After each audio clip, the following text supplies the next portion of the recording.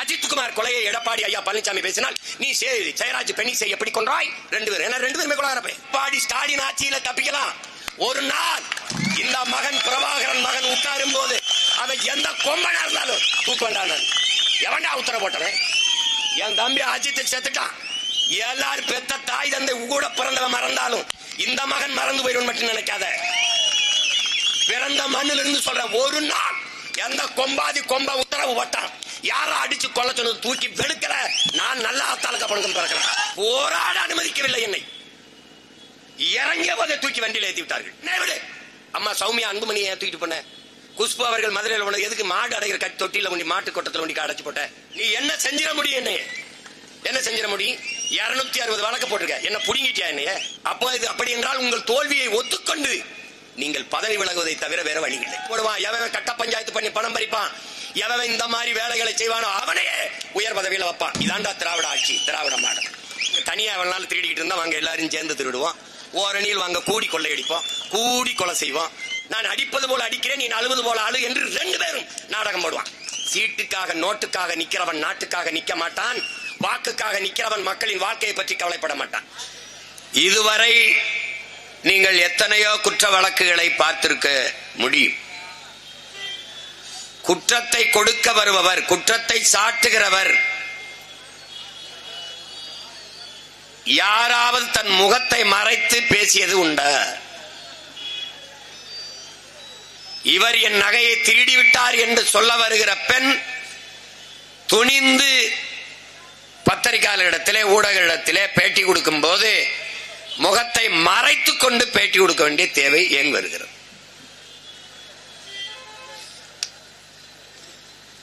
நீ உண்மையிலேயே அந்த பெண்மகள் நேர்மையானவர்கள், உண்மையிலே நகையை இழந்திருந்தால் முகத்தை மறைக்காது என்னுடைய நகையை இப்படி நான் இந்த வண்டியை எடுத்து விட சொன்னேன், வண்டியிலே நகை வைத்திருந்தேன், அவர் எடுத்துக்கொண்டு போய் விட்டார் என்று நேரடியாக சொல்ல வேண்டியதான? எதற்காக முகத்தை மறைக்க வேண்டும்? ஏன்? இந்த பெண்தான் நிகிதா என்கிறது இந்த பெண்தான் என்று தெரிந்த உடனேயே பல 100 பேர் வந்து விட்டான். இவள் எனக்கு வேலை வாங்கி தருகிறேன் என்று 6 லட்சம் வாங்கி ஏமாற்றினாள். இவள் எனக்கு வேலை வாங்கி தருகிறேன் என்று 10 லட்சம் வாங்கி ஏமாற்றினாள். என்னுடைய 6 உயிர் தம்பி என் அன்பு இளவல் தமிழ்நாடு ஃபார்வர்ட் பிளாக்கினுடைய கட்சியின் நிறுவன தலைவர் திருமாறன் சொல்லுகிறார், என்னையை திருமணம் செய்து ஒரே நாளில் ஏமாற்றி விட்டார். இவ்வளவுக்கும் அவன் ஒரு சாதாரண ஆள் கிடையாது. போற போக்கில் ஏமாத்தி விட்டு போற அளவுக்கு எளிய மகனும் இல்லை. அவன் படிச்சவன், இந்த நாட்டில் நன்கு அறியப்பட்ட ஒரு அரசியல் இயக்கத்தை வைத்து நடத்தி கொண்டிருக்கிற ஒரு தலைவனே ஏமாற்றப்பட்டிருக்கிறான். அவன் 10 லட்சம் வாங்கி கொண்டுதான் அந்த பொம்பளை என்னையே விட்டால், என்னையும் குடும்பத்தையும் நிம்மதியாக விட்டால் என்று பேட்டி கொடுக்கிறார். எண்ணற்ற குற்றச்சாட்டுகள் இப்போது வெளிவருகிறது அந்த பெண் மீது. எல்லா குற்றச்சாட்டுகளும் காவல் நிலையத்தில் பதிவு செய்யப்பட்டிருக்கிறது. அறிவார்ந்த தமிழ் சமூக தம்பிதங்கையிலே, என்னரும் பெற்றோர்களே, ஒரு வழக்கிலையாவது அந்த பெண்ணை கைது செய்து விசாரித்து சிறைப்படுத்தினார்கள் என்று செய்தி படித்தீர்களா? இல்லை.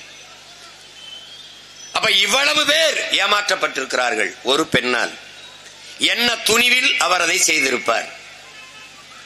காவல் நிலையம் வரைக்கு போய் குற்றப்பதிவு நடந்த பிறகும் அவர் மீது எந்த நடவடிக்கையும் இல்லை. காரணம் என்ன? எனக்கு எழுகிற கேள்வி உங்களுக்கும் எழுந்தால் என் கேள்வியில் நியாயம் இருக்கிறது என்று பொருள். ஒரு முறை கூட அவர் கைது செய்யப்பட்டார், சிறைப்படுத்தப்பட்டார் என்று வரவில்லை. ஒருவரை ஏமாற்றினால் சரி, எதிர்பாராத ஏமாற்றம். இருவரை சரி, திரும்ப திரும்ப இதையே வேலையாக வைத்து அந்த பெண்மகள் செய்து கொண்டே இருந்திருக்கிறார். ஏன் அவர் மீது எந்த நடவடிக்கையும் எடுக்கப்படவில்லை?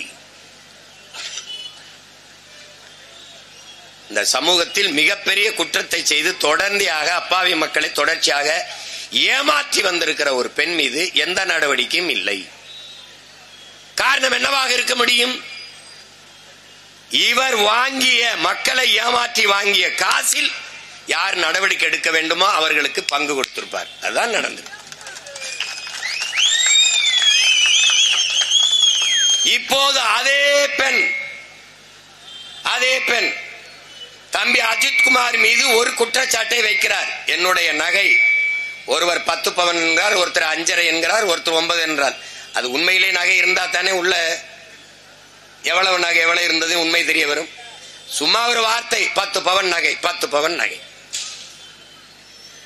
எந்த காவல் நிலையத்தில் சென்று முறைப்படி அவர் புகார் அளித்தால் பதில் உண்டா? இல்லை. வழக்கம் என்ன? என்னுடைய நகையை இந்த வண்டியில் வைத்திருந்தேன், காரை பின்னுக்கு எடுத்து வைக்க சொன்னேன், அவர் வைத்த இடத்தில் திருப்பி வந்து பார்த்தேன், நகையை காணோம். நீ மருத்துவமனைக்கு போனால், அங்கேயே போனால் அந்த நகல் கதிர்வீச்சு படம் எடுக்கும் போது, அது ஸ்கேன் எடுக்கும் போது அவர்கள் கழட்டி வைக்க சொல்லி அதை எடுத்து விட்டு திருப்பி மாட்டி கொடுத்து விடுவார்கள். நம்ம ஒன்றும் புதுசா மருத்துவமனைக்கு போகல, காவல் நிலையத்துக்கு போகலையே. ஆனால் மருத்துவமனைக்கும் போகல, கோயிலுக்கு வழிபட போகிற போது வீட்டில் இருக்கிற எல்லா நகையும் கழுத்தில் போட்டுக்கொண்டு போவதுதான் நம்முடைய பெண்களுக்கு வழக்கம். ஆனால் கோயிலுக்கு வழிபட போகும்போது, அதுவும் பெண் தெய்வம் எங்கள் தாய் காளியின் கோயில், அங்கே போகிற போது கழுத்தில் இருக்க நகையை கலட்டி காருக்குள்ள வச்சுட்டு போக வேண்டிய அவசியம் ஏன் வந்தது? இவ்வளவு நகை மேல அக்கறை இருக்கிற நீ என்ன மயத்துக்கு வண்டியில் வச்சுட்டு போன?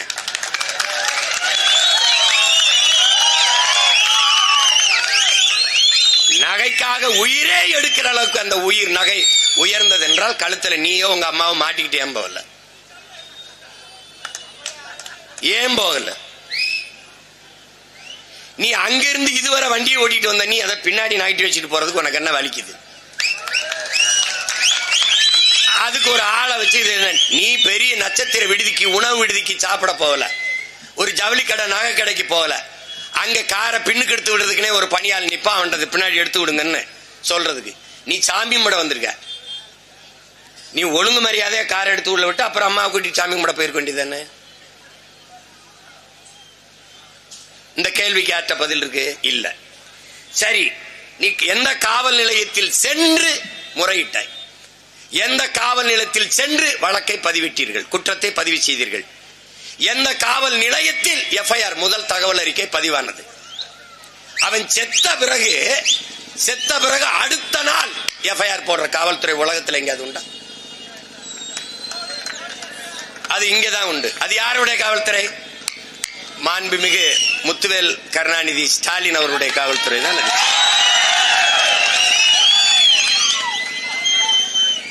செத்த பிறகு, எரிச்ச பிறகு அப்பா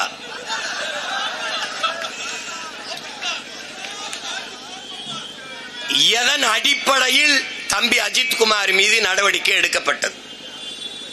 குற்றப்பதிவு செய்யப்பட்டு எஃப்ஐஆர் போடப்பட்டு அதன் பொருட்டு அதன் காரணமாக அழைத்து வந்து உண்மையிலேயே இந்த நகை இந்த காணாம் என்று இவர்கள் புகார் அளிக்கிறார்கள், உண்மையிலேயே இந்த நகையை நீங்கள் எடுத்தீர்களா, பார்த்தீர்களா, எடுத்தீர்களா என்று முறைப்படி அழைத்து சென்று காவல் நிலையத்தில் விசாரிக்கப்பட்டதா? இல்லை. சீருடை அணியாத காவலர்கள், சீருடை அணியாத காவலர்கள் 5 பேர், மாவட்ட காவல்துறை அதிகாரி எஸ்பிக்கு அவர் உத்தரவிட்டாரா அல்லது டிஎஸ்பி அல்லது டிஎஸ்பி உத்தரவிட்டாரா? யார் உத்தரவிட்டது? இந்த சிறப்பு காவல் படைக்கு நீங்க போய் விசாரியுங்கள் என்று யார் உத்தரவிட்டது? இதுதான் நமக்கு தெரிய வேண்டியது. இந்த இடத்தில் எவன் முதல் குற்றவாளி என்பது நமக்கு தெரிய வேண்டியது. இந்த காவலர்களை, சிறப்பு காவல் படையை சார்ந்த 5 பேரை அனுப்பி அஜித்குமாரை தனியாக அழைத்து சென்று அடித்து விசாரியுங்கள் என்று உத்தரவிட்டவன் எவன்? அதுதான் இங்க தெரிய வேண்டியது. அது யார்? நீ முறைப்படி அவரை அழைத்து சென்று உங்கள் மீது குற்ற வழக்கிற்கு விசாரணைக்கு வாருங்கள் என்று அழைத்து சென்று காவல் நிலையத்தில் வைத்துத்தான் விசாரித்திருக்கணும். அப்படி விசாரிக்கப்பட்டதா? கோயிலுக்கு பின்னாடி ஒரு இடத்தில் கொண்டு போய் வைத்து, இந்த பாலன் இந்த இடத்துல வைத்து அடித்து துன்புறுத்தி விசாரிக்கக்கூடிய நிலைமைக்கு தள்ளியது யார்? இவ்வளவு அவசரமாக அடித்து விசாரித்து அந்த நகையை மீட்க வேண்டிய நெருக்கடி யார் தந்தது? யார் தந்தது? அவ்வளவு முக்கியத்துவம் வாய்ந்த பெண், இந்த பெண் யார்? மூலமாக புகார் அளிக்கப்பட்டதா? எதன் பொருட்டு இவ்வளவு வேகமாக தீவிரமாக மிக விரைந்து நடவடிக்கை எடுக்க வேண்டிய தேவை ஏன் வந்தது?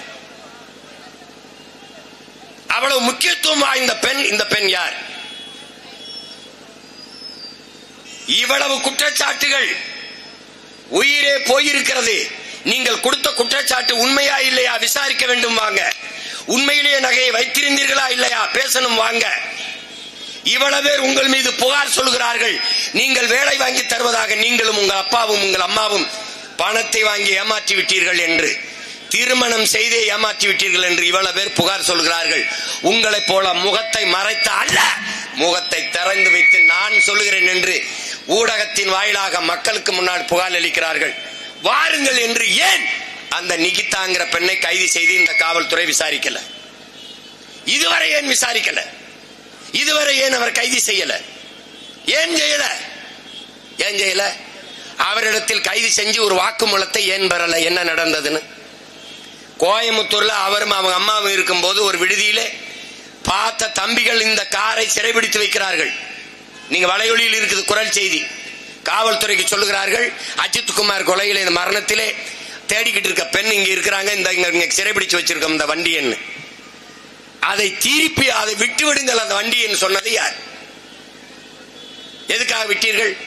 இதுவரை அந்த பெண்ணை பத்திரமாக பாதுகாத்து வைத்திருக்கீங்களே கைது செய்யாமல். காரணம் என்ன? காரணம் என்ன? காரணம் என்ன?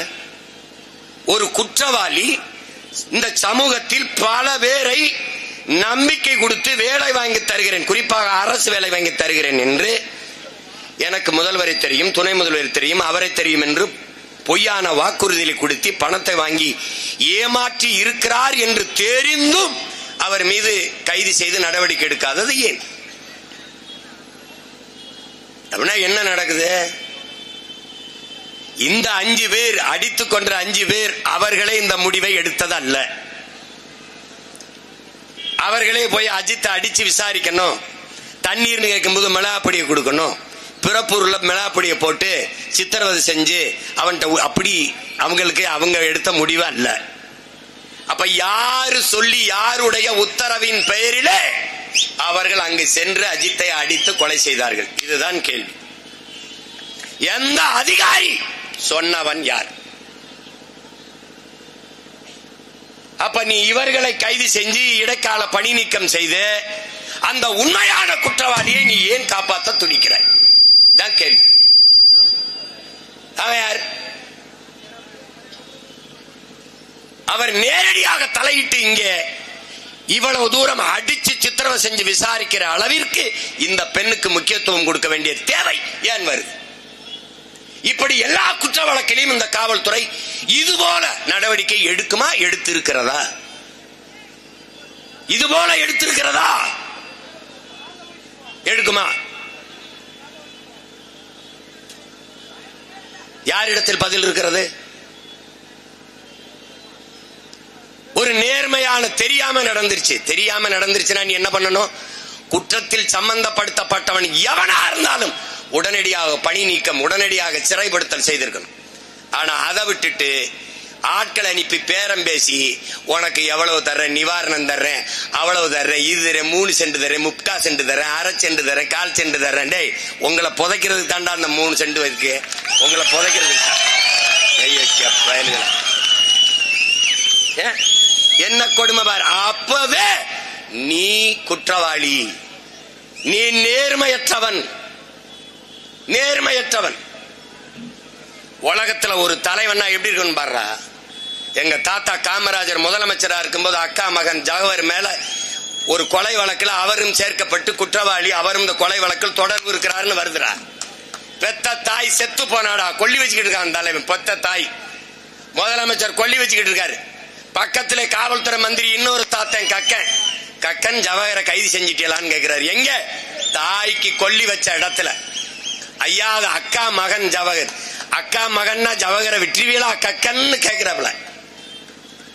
சொந்த அக்கா மகனா இருந்தாலும் நேர்மையான நடவடிக்கை எடுக்க அவன் தான்டா தலைவன் இந்த நாட்டுல.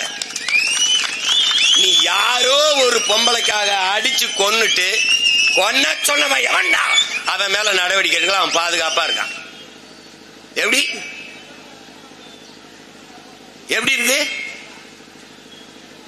என் தம்பி தங்கைகளுக்கு நான் சொல்றேன், அறிவார்ந்த என் தமிழ் சமூக மக்களுக்கு சொல்றேன், இந்த ஆட்சியாளர்கள் அதிகாரத்தில் காவல்துறையில் உயர் அதிகாரிகளை எவரவர் குற்றவாளி, குற்ற பின்னணி எவன் அக்யூஸ்ட் காம்பாரி, எவன் அயோக்கிய, எவன் நல்லவன் நேர்மையற்றவன், எவன் ஊழல்ல லஞ்சத்துல ஈடுபடுவான், எவன் கட்ட பஞ்சாயத்து பண்ணி பணம் பறிப்பான், எவன் இந்த மாதிரி வேலைகளை செய்வானோ அவனையே உயர் பதவியில வைப்பான். இதாண்டா திராவிட ஆட்சி, திராவிட மாடல். ஒரு நேர்மையாளனை கூட உயர் பதவியில் வைக்காது. தனக்காக குண்டாஸ் அடியால் வேலை செய்யற எவனவன் இருக்கான அந்த அதிகாரியத்தான் உயர் பதவியில் வைக்கும். அதனாலதான் இப்படிப்பட்ட கேடுகள். எத்தனை கேள்வி இதுவரை அது கேட்டாங்க பாரு. சிபிஐ விசாரணை கேட்கிறோம். இது மாதிரி ஒரு சீட்டிங், இது மாதிரி ஒரு ஏமாற்று உலகத்தில் இருக்க முடியாது. என் உடன் பிறந்தார்களே, நீங்க பார்த்திருப்பீங்க எத்தனை வழக்குகளை இவங்க மத்திய புலனாய்வுக்கு சிபிஐக்கு மாத்தி இருக்கிறார்கள். எந்த வழக்கில் நியாயம் கிடைக்க பெற்றிருக்கிறது? சிபிஐ விசாரிச்சு உண்மையை சொல்லியிருக்கு என்று ஒரு வழக்கில் சொல்லுங்க பாப்போம். மாநில உரிமை பேசியவர்கள், மாநில சுயாட்சி பேசியவர்கள், மாநில உரிமை காவல்துறை, மாண்புமிகு தமிழக முதல்வரின் கட்டுப்பாட்டின் கீழே, அவருடைய அதிகாரத்தின் கீழே இயங்கக்கூடிய துறை காவல்துறை. தன்னுடைய காவல்துறை, தனக்கு கீழே இயங்கக்கூடிய காவல்துறை சரியாக விசாரிக்காது, அது சரியாக நீதியை விசாரிச்சு நிலைநாட்டாது. தனக்கு கீழே இருக்கிற உளவுத்துறை, சிபிசிஐடிங்கிற சிறப்பு காவல்படை, இது எதுவுமே சரியில்லை. அதனால் நீங்கள் சிபிஐ விசாரணை செய்யுங்கள் என்றால் நீங்கள் தோற்றுவிட்டீர்கள் என்று பொருள். உங்களுடைய காவல்துறை சரியில்லை என்று நீங்கள் ஒத்துக்கொண்டீர்கள் என்று பொருள். அப்படி என்றால் உங்கள் தோல்வியை ஒத்துக்கொண்டு நீங்கள் பதவி விலகுவதை தவிர வேற வழி இல்லை. என்னால் கையால் ஆகல, என்னால சரியா விசாரிக்க முடியல அப்படின்னா தோற்று போனது உங்க அரசு, தோற்று போனது உங்களுடைய காவல்துறை. நான் மதிக்கிறேன், எங்களின் காவல்துறையை நான் மதிக்கிறேன். உங்களிடத்துல ஒண்ணு கேட்கிறேன், இதுக்கு எதுக்கு சிபிஐ விசாரணை? குற்றம் தெளிவாக தெரியுது, நடந்தது என்ன தெளிவா தெரியுது. 5 காவலர்கள் போனார்கள், தம்பி அஜித்தை விசாரிக்கணும் என்கிற பேர்ல அடித்து கொன்று விட்டார்கள்.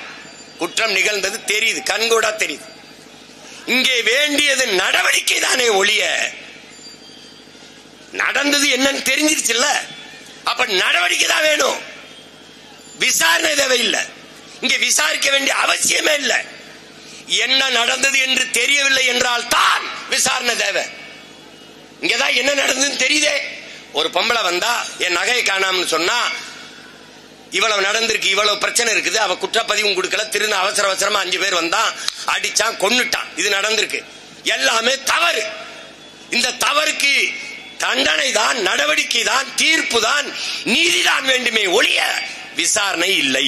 இங்க விசாரிக்க வேண்டிய தேவையில்லையே. நாம கேட்க வேண்டிய கேள்வி, இந்த 5 காவலர்களிடத்திலே விசாரிச்சு உங்களை அஜித்தை அடித்து விசாரிக்க சொன்ன அதிகாரி யார்? அது கேட்கணும். அந்த அதிகாரி கிட்ட உனக்கு அஜித்தை எஃப்ஐஆர் கூட போடாமல் நீ அஜித்தை அடித்து துன்புறுத்தி அவனை விசாரிக்க சொல்லி உனக்கு உத்தரவிட்ட மேலதிகாரி யார்? இப்ப எங்க இருக்கான் வில்ல? எங்க இருக்கான்? இந்த பொம்பளை யாருக்கு பேசி அவன் எவன் இவனுக்கு சொன்னானோ அவன் தான் மெயின் அக்யூஸ்ட். அவரை மறைப்பதற்கு இவர்களை உள்ள வைத்து விட்டு தற்காலிக இடைக்கால பணி நீக்கம் செய்து விட்டு 3 சென்ட் கொடுக்கிறது.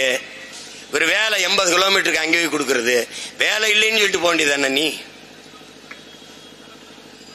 என்னது 2 நாள் போவான், 3ஆவது நாள் வேலையை வேணாம்னு எழுதி கொடுத்துட்டு வருவான். 80 கிலோமீட்டர் போய் வந்தான்னா இது வேலை இல்ல, வேண்டாத வேலை.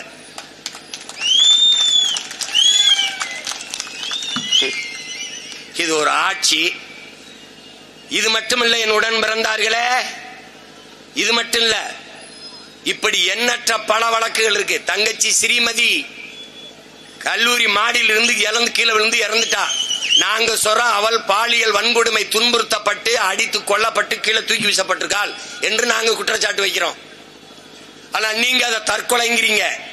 தற்கொலைனா எதனால தற்கொலை, ஏன் தற்கொலை?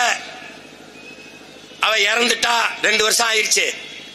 விசாரணை தெரியுமா? 2 நீதிபதிகள் விசாரிக்க, சிபிசிஐடி விசாரணை, அகில இந்தியா முழுமைக்கு விசாரணை. அன்பு மக்களே, ஒரே ஒரு ஊர்ல விசாரிக்க, ஒரே ஒரு வீர்ல ஒரு 300 குடும்பம் இருக்குமா, 400 குடும்பம் இருக்குமா, 500 குடும்பம் இருக்குமா, 1000 குடும்பத்தை வைப்போம். 1000 குடும்பத்துல விசாரிக்க 2 வருஷமா. என் அன்பு சொந்தங்களே, 2 வருஷமா விசாரிக்கிறாங்க. எப்படி இருக்கு? எப்படி இருக்கு? இன்னும் விசாரிக்கிறார்கள்.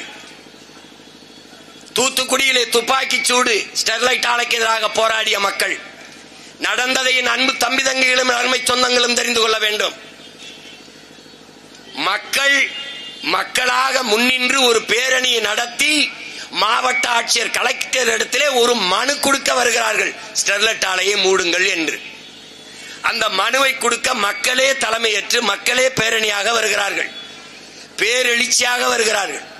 வருகிற போது அங்கே ஒரு தடுப்பை வைத்து, பேரிகார்டை வைத்து தடுத்து நிறுத்தி, யாராவது ஒரு 5 பேர் அல்லது 3 பேர் முன்னாடி வாருங்கள், ஆட்சியரிடத்தில் உங்கள் கோரிக்கை மனுவை கொடுங்கள், பிறகு கலைந்து செல்லுங்கள் என்று காவலர்கள் சொல்லி இருந்தால் 3 பேர் 4 பேர் 5 பேர் வந்து அந்த மனுவை கொடுத்து முறையிட்டு விட்டு சென்று இருப்பார்கள். இதுதான் அங்கே நடக்க இருந்தது, நடந்து இருக்கணும். ஆனால் மக்கள் பேரணியாக வந்து மனு கொடுக்க வருகிற அந்த இடத்திலே கலவரம் நடக்கும் என்று முன்கூட்டியே நீங்கள் எப்படி தீர்மானித்தீர்கள்? இது கேள்வி. கண்ணீர் புகை கொண்டு வீசலாம், தண்ணீரை பீச்சி அடிக்கலாம், தடியடி நடத்தலாம். ஆர்ப்பாட்டத்திலே போராட்டத்திலே கலவரம் வந்தால் அதை கலைக்க இத்தனை முறைகள் இருக்கு. தண்ணீர் பீச்சி அடிப்பது, கண்ணீர் புகை குண்டுகளை வீசுவது, தடியடி நடத்தி கலைப்பது, இத்தனை வகை இருக்குது. இதில் எதையுமே செய்யாமல் பெரும் பெரும் வண்டிகளின் மீது, பாரவுந்த லாரிகளின் மீது, வாகனத்தின் மீது ஏறி நின்று தொலைதூரத்திலே குறிபார்த்து சுடக்கூடிய ஸ்னைப்பர் என்கிற துப்பாக்கியை முன்கூட்டியே நீ தயாராக வைத்திருந்தது எப்படி? இந்த மக்கள் கலவரம் தான் செய்ய வருகிறார்கள் என்று கணித்தது எப்படி? நீ தண்ணீரை பீச்சி அடித்து கலைக்கவில்லை, நீ கண்ணீர் போக்குண்டை வீசலை, தடியடி நடத்தவில்லை. எடுத்தவனே துப்பாக்கியால் சுட்டு 15 பேரை கொன்றாய். எடுத்தவனே துப்பாக்கியால் சுட சொல்லி உனக்கு உத்தரவு பிறப்பித்தவன் எவன்? இதான் கேள்வி.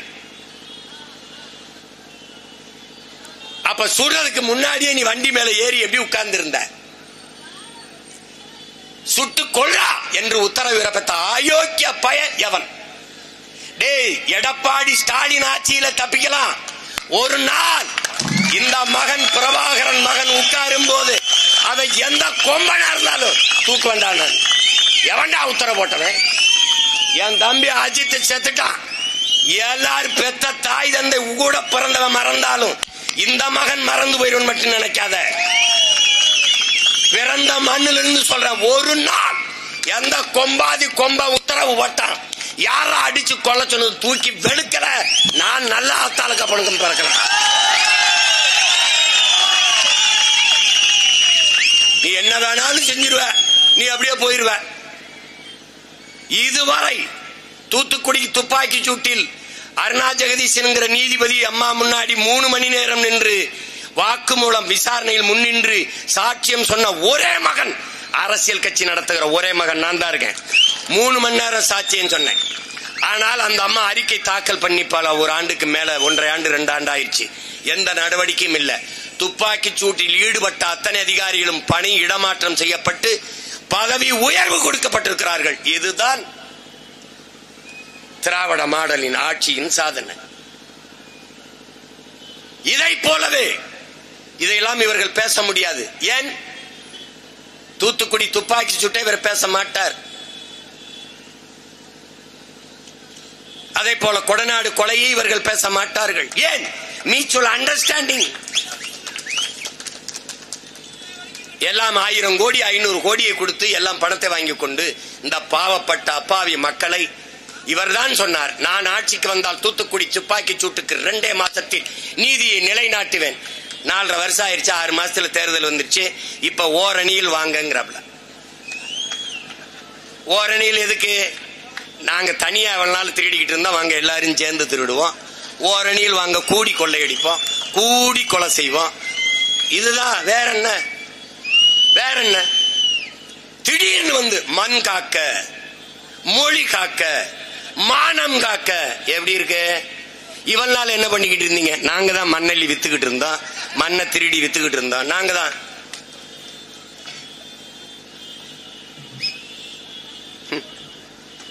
மானங்கட்ட கூட்டம் நம்மளுக்கு மானத்தை காப்பாத்தணுங்குது. கேவலம். கொடநாட்டிலே 5 பேர் செத்துருக்கான்.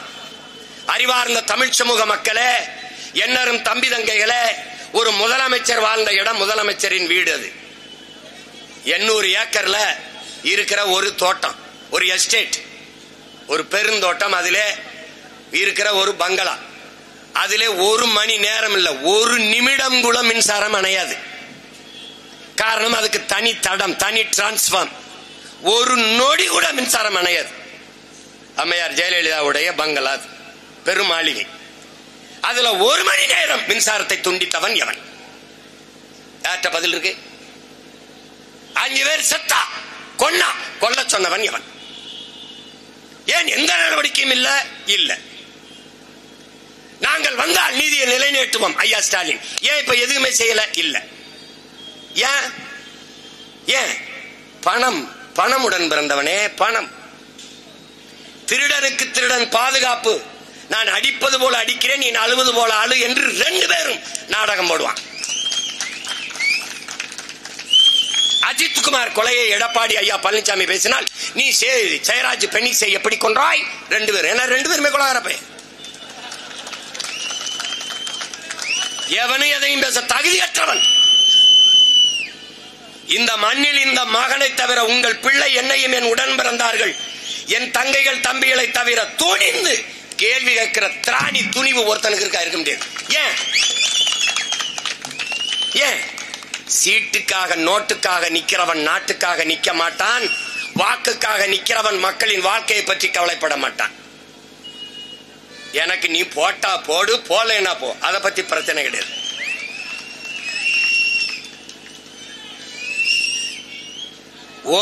ஒரு கேள்விக்கு பதிலுக்கா பாரு எங்கேயாவது ஒண்ணு. அண்ணா பல்கலைக்கழகத்தில் ஒரு தங்கையை பாலியல் வந்து கொடுமை செஞ்சிட்டான். அந்த தங்கச்சி அவருடைய வக்கீல் அவங்க சித்தப்பாவை எனக்கு அனுப்புது. எனக்கு சொல்லுது, நீ என்ன செய்வியா அண்ணன்ட்ட போய் மட்டும் இதை சொல்லிருன்னு வந்து என்கிட்ட சொல்றாப்ல. இதே மாதிரி பல கேள்விகளை நான் கேட்டேன், எதுக்கும் பதில் இல்லை. போராட அனுமதிக்கவில்லை என்னை. இறங்கிய போதை தூக்கி வண்டியில் ஏற்றி விட்டார்கள். நீங்க குற்றமற்றவர்கள் ஆயிருச்சே, நீங்க தான் பெண்களின் உரிமையை பாதுகாக்கிறவாயிருச்சே, பெண்களுக்கான பாதுகாவலர்கள் ஆயிருச்சே. என்ன நடந்திருக்கு, என்ன நடக்கும் நான் பேசத்தானே வரேன். எதுக்கு என்னை குண்டு கட்டா தூக்கி வண்டியில் ஏத்தின? என்னை விடு.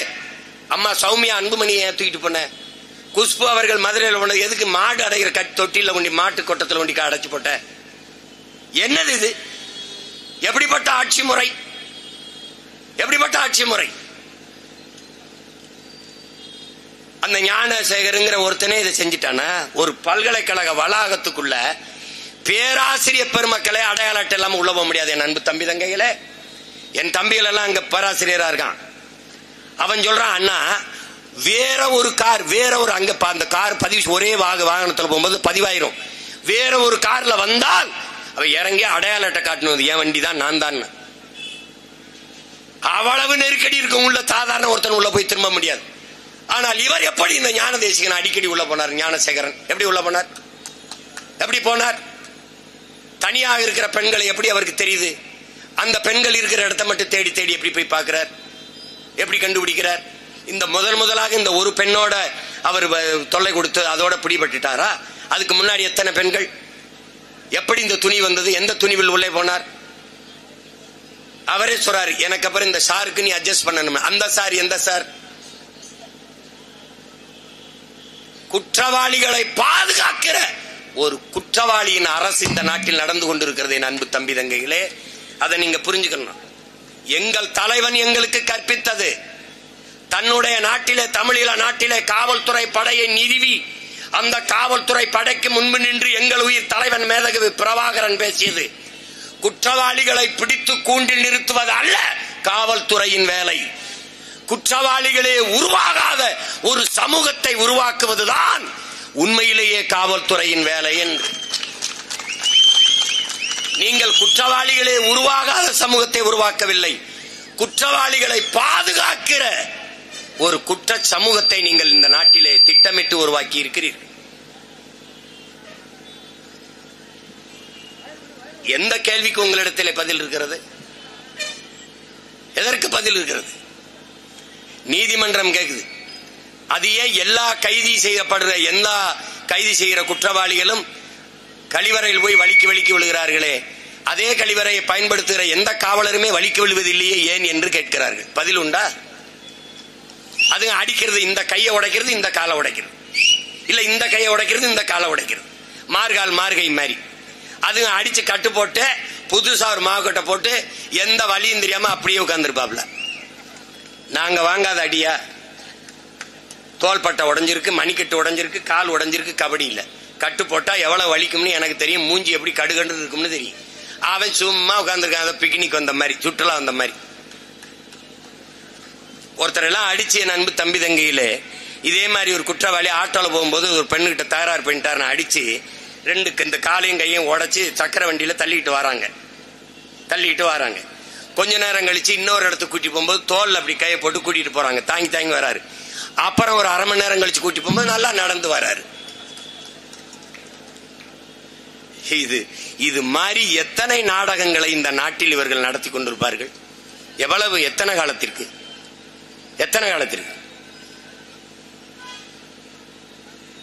25க்கும் மேற்பட்ட காவல் நிலைய மரணங்கள் இந்த ஆட்சியில் மட்டும் நடந்திருக்கு.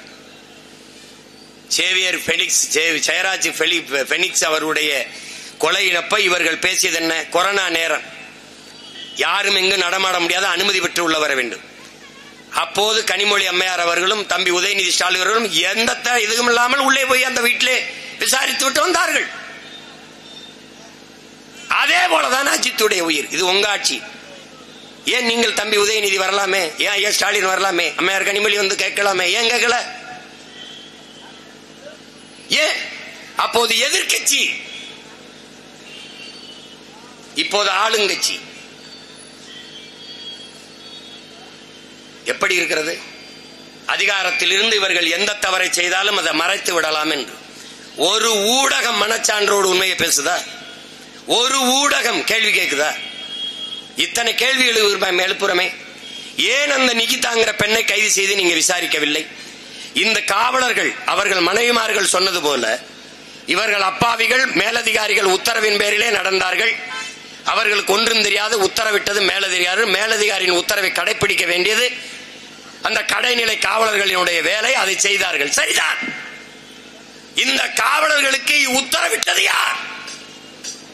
அந்த இடத்தில்தான் குற்றம் இருக்கிறது, அங்குதான் குற்றத்திற்கான பிறப்பிடம் இருக்கிறது, அங்குதான் இந்த கொடிய செயலுக்கான கொடிய சிந்தனை பிறந்திருக்கிறது. அப்ப அது யார்? அவர் மீது என்ன நடவடிக்கை? அப்ப அவர் பாதுகாப்பாக அதே பதவியிலே இருப்பார் என்றால், குற்றத்திற்கான காரணம் அங்கே இருக்கிறது என்றால், இதுபோல குற்றச் செயல்கள் இன்னும் தொடர்ந்து நடந்து கொண்டுதான் இருக்கும். இது நிறுத்தப்படாது. தம்பி அஜித்தின் மரணம் தான் இறுதியா? இதுவே முற்றா? இதுபோல கொடிய மரணங்கள் இனி தொடராதா? யார் உறுதி தருவது? யார்? கேள்வி கேட்க நாதி இல்லாது, துணிவில்லாது, ஒரு அடிமை இனமாக, அதிகாரமற்ற இனமாக இந்த வீடியோவை, இந்த காணொலியை எடுத்தவனுக்கு கொலை மிரட்டல். அப்படின்னா என்ன இருக்கும்? எவன் வருவான்? எவன் துணிஞ்சு வருவான்? எவன் போராடுவான்? எவன் வருவான்? சீமா வருவான். ஏன் வருவான்? அவன் பிரபாகரன் என்ற பெருந்தலைவனின் மகன். அவன் வருவான். அவன் உலக ராணுவத்தை எதிர்த்து போரிட்ட பெரும் வீரனின் மகன். அவன் வருவான். அவன் பூலித்தேவன், மருதுபாண்டியர், வேலு நாச்சியார், தீரன் சின்னமலை, அழமுத்துக்கோனின் பேரன். அவன் வருவான். அவன் வெள்ளையத்தேவன், சுந்தரலிங்கத்தின் பேரன், பண்டாரவண்டியன், பெரும்பிடுகு முத்தரையனின் பேரன். அவன் வருவான். இங்கே எவன் வருவான்? எவன் வருவான்? மரணத்துக்கு அஞ்சாதவனே மாவீரன் ஆகிறான்ங்கிறது எங்க முன்னவர்கள் கடைபிடித்த கோட்பாடு. அதை பின்பற்றுகிற பிள்ளைகள் நாங்கள் வருவோம். உயிரும் மயிரும் ஒன்று என்று கருதுகிற பிள்ளைகள் நாங்கள் வருவோம். வேற என்ன வருவான்? நீ என்ன செஞ்சிட முடியும்? என்ன செஞ்சிட முடியும்? 260 வழக்கு போட்டிருக்க. என்ன புடுங்கிட்டியா? என்னைய 260 வழக்கு போட்டிருக்க. நான் ஏறாத நீதிமன்றம் உண்டா? ஏறாத நீதிமன்றம், பார்க்காத சிறை உண்டா? எல்லா சிறையிலையும் இருந்திருக்கேன். இந்த புதுசா ஜெயில போட போறியா? என் பங்காளி வடிவேல் சொல்ற மாதிரி சிறை பறவைடா நாங்க. மாதிரி ஜெயில் கட்டினதே எங்களுக்கு தான். நீ மரணத்துக்கு அஞ்சாம தூக்குல தொங்குனவன் பிள்ளைங்க நாங்க. பொறங்கைய கட்டிட்டான், பொறங்கைய கட்டிட்டான், முழங்காலுக்கு கீழே கெண்ட காலையும் கட்டிட்டான், முட்டி கால போட வச்சுட்டான், முட்டி கால போட வச்சுட்டான். எங்க பாட்டனை முட்டி கால போடுச்சு, கழுத்துல தூக்கு கயிறை மாட்டிட்டான். 2 பேரும் முட்டி கால் போட்டு நிற்கும் போது பக்கத்துல 7 வயசு பையன் கழுத்துலயும் தூக்கு கயிறை மாட்டிட்டான் வெள்ளக்காரன். எங்க பாட்டன் பெரிய மருது கேட்கிறாரு, டேய் நான் உன்னை எதிர்த்து போரிட்டேன், என்னை தூக்குல போடுற. சரி, இந்த 7 வயசு பையன் என்னடா பண்ணா, நீ எதுக்குடா அவனை தூக்குல போடுறாங்க? அதுக்கு வெள்ளக்காரன் பதில் இல்ல. காரணம் என்ன? 7 வயசு பையன் எதுக்குலாம் தூக்குல போனவன்? ஏன் போனோம்? மருதுபாண்டியனின் பரம்பரையில் வந்த வாரிசு அவன். 7 வயசு பையன்தானே என்று விட்டு விட்டு சென்றான். நாளைக்கு அவன் மருதுபாண்டி பேருள்ள மாபெரும் பாண்டியா வருவான்னு பயந்து 7 வயசு பையனையும் தூக்குல போட்டான் வெள்ளக்காரன். மரணத்திற்கு அஞ்சாத மாவீரர்களின் பரம்பரையில் வந்தவன் நாங்க. இதெல்லாம் ஒண்ணும் கிடையாது. இது அநீதி. எங்களுக்கு வேண்டியது நிதி அல்ல, நீதி. பெருமக்களே, நீதி. உன் நிவாரணத்துக்கு கொண்டு குப்பையில போடு. நீ என்னடா 5 லட்சம் 10 லட்சம் கொடுக்கிறது? நாங்க ஆளுக்கு 100 ரூபா போட்டாலே 1 கோடி 1.5 கோடி கொடுக்க முடியும்டா. நீ செய்யறதெல்லாம் செஞ்சிருவ, நிவாரணம் கொடுத்து மூடிடுவ. அப்படித்தானே? அதான் முதலமைச்சர் சாரி கட்டார்ல அப்படின்னு. சாரி கட்ட. அப்ப நமக்கு என்ன தோணுது? எதையும் செய்யலாம், சாரி கேட்கலாம். சாரி கேட்டுட்டார், சாரி கேட்டுட்டார். அதை விட வேற என்ன செய்ய முடியும்? அதான் அவர் வருத்தம் தெரிவிச்சிட்டாரே என்று சொல்லுகிற பெருமக்களே, உங்களை கொன்று விடலாம், உங்கள் குடும்பத்தினரிடத்திலே சாரி கேட்டு விடலாம். சரியாகி விடுமா என்றால் யோசித்து பாருங்க. எப்படி இருக்கும்? எப்படி இருக்கும்? இதே மரணம் உங்கள் வீட்டில் நிகழ்ந்திருந்தால், கொலைகாரன் கொலை செய்தவர் சாரி சொல்லிவிட்டால் நீங்கள் மகிழ்ச்சியாக விட்டு விடுவீர்களா? சரியாகி விடுமா? உயிர் இழப்பிற்கு எதன் பொருட்டும் ஈடுகட்ட முடியாத என் அன்பு சொந்தங்களை, எதன் பொருட்டும் உயிரின் இழப்பை ஈடுகட்ட முடியாது. அஜித்துங்கிற 28 வயது இளைஞனின் கனவு என்ன? அவன் தாயை அப்படி வைத்துக் கொள்ள வேண்டும், தம்பி இப்படி வைத்துக் கொள்ள வேண்டும், தன் குடும்பத்தை இப்படியெல்லாம் வாழ வைக்க வேண்டும், எப்படியெல்லாம் உழைத்து தன் குடும்பத்தை முன்னேற்ற வேண்டும் என்ற பெருங்கனவு இங்கே இருக்கிற ஒவ்வொரு மகனுக்கும் இருக்கும். அந்த கனவை எல்லாம் அடித்து அடித்து நொறுக்கி சிதைத்தவர்கள் யார்? அடித்தே கொள்கிறார்கள் என்றால், ஒரு உடலில் இருந்து உயிர் பிதுங்கி கசிந்து வெளியேறுகிறது என்றால், எவ்வளவு தூரம் அடிச்சு அடிச்சு அடிச்சு துன்புறுத்தி உயிரே போற அளவுக்கு என்றால், எவ்வளவு வலிதாங்கி அந்த மகன், அந்த உயிர் எவ்வளவு வலிதாங்கி பிரிந்திருக்கும் என்பதை அறிவார்ந்த தமிழ் சமூக மக்கள், உணர்வுள்ள ஒவ்வொரு பிள்ளைகளும் நீங்கள் எண்ணி பார்க்க வேண்டும். அந்த வலிக்கு ஈடாக இந்த மண்ணில் எது இருக்கிறது என்பதை நீங்கள் சிந்தித்து பார்க்க வேண்டும். பெற்ற மகனை இழந்து கண்ணீர் வடிக்கிற அந்த தாயின் கண்ணீருக்கு என்ன விலை இருக்கிறது என்பதை நீங்கள் எண்ணி பார்க்க வேண்டும். இவ்வளவு ஒரு கொடிய செயலை செய்துவிட்டு அதை திருப்பி திசை மாற்றி எப்பவுமே இப்படித்தான் பலியிடுவார்கள். என் அன்பிற்குரிய சொந்தங்களே, கள்ளக்குறிச்சியிலே கள்ளச்சாராயம் குடிச்சு செத்தார்கள் 61 பேருக்கு மேல். ஒரு வீட்டிற்கு 10 லட்சம் கொடுத்தார்கள். இந்த அரசு என்ன சொல்ல வருகிறது? நாட்டின் பாதுகாப்புக்கு எல்லையிலே நின்று செத்து திரும்பி வந்த உடல், உயிரற்ற உடல் வீடுகளுக்கு வருகிறது. ராணுவ வீரனின் உடல். இவர்கள் சென்று மரியாதை செலுத்தியது, இந்த அமைச்சர் பெருமக்கள் போய் பார்த்தது, அந்த வீடுகளுக்கு இவர் கொடுத்த நிதி ஊக்கம், நிதி உதவி ஒன்றும் கிடையாது. ஒன்றுமே கிடையாது. நாட்டின் பாதுகாப்புக்கு நின்று செத்து வந்தவனை கண்டுகொள்ளாத இந்த நாடு சாராயம் குடிச்சு செத்தவனுக்கு 10 லட்சம் கொடுக்கிறது. இது என்ன சொல்ல வருகிறது? சாவது என்றானால் சாராயம் குடிச்சு சாங்கல். 10 லட்சம் கொடுக்கிறோம், குடும்பத்தில் பிள்ளைகளை எல்லாம் படிக்க வைக்கிறோம், வீட்டுக்கு ஒருவருக்கு அரசு வேலை கொடுக்கிறோம் என்கிறது. அப்படி என்றால் இந்த செயலை சட்டப்படி குற்றம். சாராயம் காய்ச்சுவதும் விற்பதும் அந்த சட்டப்படி குற்ற செயலை அரசு சட்டப்படி ஊக்கப்படுத்துகிறது. இதுதான் இந்த அரசு. எப்படி இருக்கு? காவலர்களால் அடித்து கொல்லப்பட்ட அஜித்துக்கு 5 லட்சம் நிவாரணம், கள்ளச்சாராயம் குடிச்சு செத்தவனுக்கு 10 லட்சம் நிவாரணம். இதுதான் திராவிட மாடல் ஆட்சி. இந்த நாடை எதை நோக்கி நகர்த்துகிறார்கள் என்பதை அறிவார்ந்த தம்பி தங்கிகள். மண்ணள்ளி விற்பவன், மலையை குடைந்து கற்குவாரிகள் எம்சாண்ட் என்று விற்பவன், மணலை எல்லாம் சவடு மணல் அந்த மணல் தூர்வார்கள் என்று அள்ளி விற்பவன் எல்லாம் சமூகத்தில் மதிப்புமிக்க பெருமகன், போற்றத்தக்க முதலாளிகள், குவாரி ஓனர், மணல் குவாரி ஓனர், அதிகாரத்திற்கு அவர்களோடு நேரடி நெருக்கம். ஆனால் பொய் குற்றச்சாட்டிலே நகையை திருடி விட்டான் என்பதற்காக உரிய நேர்மையான உண்மையான விசாரணை இல்லாமல் அடித்துக் கொள்வது. இதுதான் இந்த ஆட்சி முறை. அண்ணல் அம்பேத்கர் சொல்கிறார் அதிகாரம் மிக வலிமையானது என்று. ஆனால் இந்த திருட்டு திராவிடர்களின் அதிகாரம் மிக கொடுமையானது இருக்கிறது, கொடுமையானதாக இருக்கிறது. அன்பு மக்களே, இதை ஒழிக்க வேண்டும். சீமானும் அவன் தம்பிகள் முதல்ல வந்து போராடினார்கள். இப்போது சீமான் போராடுகிறார். அவர் கத்தி விட்டு போய்விடுவார் என்று நினைக்காத. முச்சந்தில் நின்று கத்திக்கிட்டே சாகிறதுக்கு வந்தவன் நினைக்காத. என்னை கேட்பான், நீ முதலமைச்சர் ஆகிறதுக்கு தான் கட்சி ஆரம்பிச்சிருக்கியா சீமான்? நான் சொன்னேன், இல்ல முச்சந்தில் நின்று கத்திட்டு சாகிறதுக்கு தான் கட்சி ஆரம்பிச்சிருக்கேன். டேய், வந்தவன் போனவன் நாய் வேறையெல்லாம் என் நாட்டை ஆளணும்னு நினைக்கும் போது இது என் நாடு, என் நிலம், என் மக்கள்.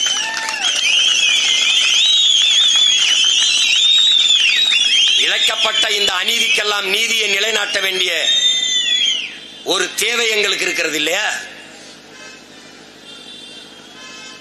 ஒரு நாள் இந்த நிலமும் அதிகாரமும் எங்களுக்கு வரும், விரைவில் வரும். இன்னும் 10 மாதங்கள் தான் இருக்கிறது.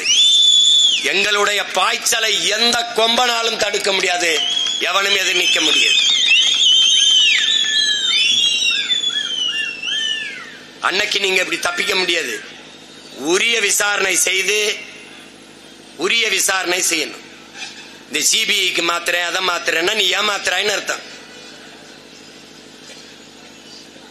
குற்றம் தெளிவா தெரியுது, அடிச்சு கொன்னுட்டாங்க, அடிச்சவங்க தெரியுது, அவர்கள்ட்ட விசாரி யார் உனக்கு அடிக்க சொன்னது என்று. இந்த டிஎஸ்பியா எஸ்பியா யாரு? எஸ்பி கிட்ட கேளு. நான் எஸ்பி கிட்ட பேசினேன் ஆர்ப்பாட்டத்துக்கு, நீங்க மனு கொடுங்க மேலிடத்துல கேட்டு சொல்றேங்கிற. அப்ப மேலிடம் ஒண்ணு இருக்குல்ல, இப்ப அடிக்க சொன்ன அந்த மேலிடம் யார்? அதானே அந்த மேலிடம். எந்த மேலிடம்? அந்த மேலிடம் எந்த மேலிடம்? அதுதான் இப்ப தெரியும். தம்பி ஆம்ஸ்ட்ராங் நன்கு அறியப்பட்ட ஒரு தலைவன், ஒரு இளம் தலைவன். அவன் வீட்டு வாசலிலேயே அவனை கொன்றுவிட முடியும் என்று கொலைகாரர்களுக்கு எப்படி துணிவு வந்தது? எப்படி துணிவு வந்தது? கொன்று விட்டார்கள். ஆம்ஸ்ட்ராங் இறந்து விட்டார். இந்த கொலைகாரருக்கு அவர் கொள்ள வேண்டிய தேவை என்ன? அவரை கொன்று முடிக்க வேண்டிய தேவை அவசியம் என்ன? இவர்களுக்கும் ஆம்ஸ்ட்ராங்கும் எந்த பிரச்சனையும் கிடையாது. யாரோ ஒருவன் கொல்ல சொல்லியிருக்கான், அவன் யார்?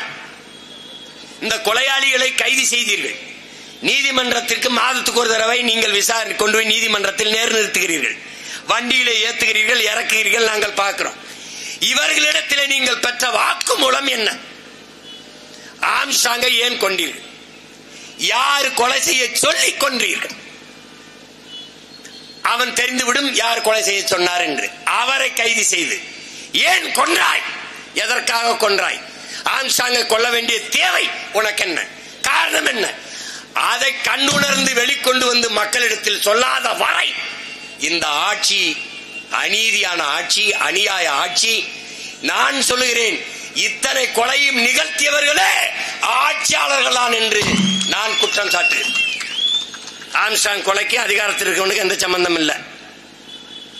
விசாரிச்சா எவன் கொலை சொன்னான்னு தெரிஞ்சிடும். இந்த அவரே சொல்றாரு.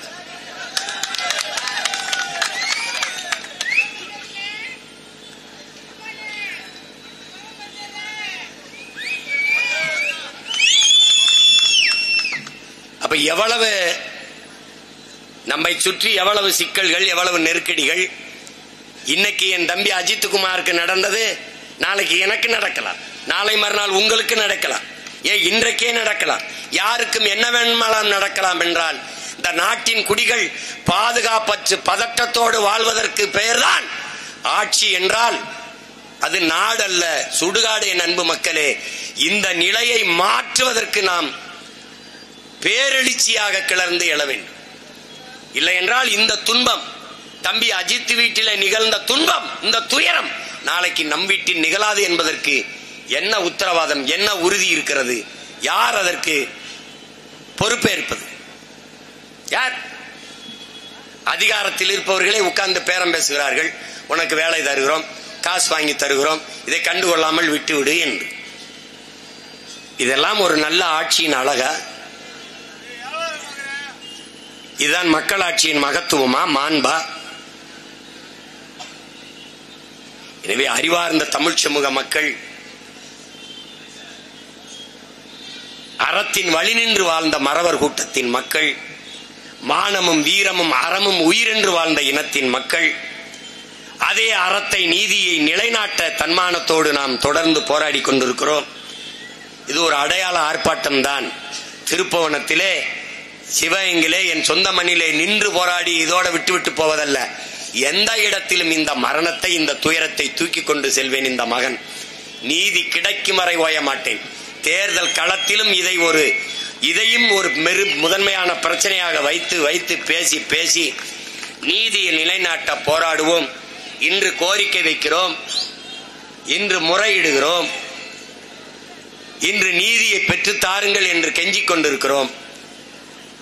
மக்களின் பிரச்சனைகளை, மக்களின் கோரிக்கைகளை அதிகாரம் கையில் எடுக்காத போது மக்களுக்கு இருக்கிற கடைசி வாய்ப்பு அதிகாரத்தை மக்கள் கையில் எடுப்பதுதான். அதை நோக்கித்தான் உங்கள் பிள்ளைகள் எங்களின் பயணம் இருக்கிறது. 2026 படைப்போம் புதிய அரசியல் வரலாறு என்ற முழக்கத்தை முன்வைத்து நாங்கள் முன்னகர்கிறோம். தம்பி அஜித் குமாரின் அவனுடைய மரணத்தின் மீது, அவனுடைய உயிரின் மீது உறுதியேற்கிறோம். உரிய நீதியை பெற்றுக் கொடுக்கும் வரை உங்கள் பிள்ளைகள் ஓய மாட்டோம். இந்த காவலர்களுக்கு உத்தரவிட்டு விசாரிக்க சொன்ன அந்த அதிகாரி யார்? இந்த நிகிதாவை கைது செய்து விசாரிக்காத வரை நாங்கள் விடப்போவது இல்லை. அஜித்தின் தாயார் நம்முடைய அம்மா, என்னுடைய அம்மாவிடத்திலே கையை பிடித்து நான் சொல்லி வந்த வார்த்தை, உங்கள் மகன் இருக்கிறேன். அவள் என்னிடத்தில் சொன்னது, எனக்கு எதுவும் வேண்டாம், நீதியை பெற்றுத்தா என்று. நீதியை பெற்று தருவேன். நீதிக்காக நின்று போராடிய என்னுடைய வீர பெரும்பாட்டியார் வேலு நாச்சியார் மீதும், என்னுடைய வீர பெரும்பாட்டன்கள் மருதிர்கள் மீதும் உறுதியேற்கிறேன். இந்த மகன் கடைசி வரை இதில் உறுதியாக நின்று போராடி நீதியை நிலைநாட்டுவேன். தம்பி அஜித் குமாருக்கு நிகழ்ந்த அநீதி இனி இந்த மண்ணில் எவருக்கும் நடக்கக்கூடாது என்கிற உறுதியை ஏற்போம். நாம் எல்லோரும் இதே உணர்வோடு நின்று அநீதிக்கு எதிராக போராடி நீதியை நிலைநாட்டி ஒரு நல்லாட்சியை மலரச் செய்வோம். நன்றி, வணக்கம். நாம் தமிழர். தம்பி அஜித் அவர்கள் படுகொலை செய்யப்பட்டு இவ்வளவு நாட்களாகியும் சரியான நீதியை பெற முடியவில்லை என்கிற பெருந்துயரம் எங்களை போன்ற பிள்ளைகள் எல்லோருக்கும் இருக்கிறது.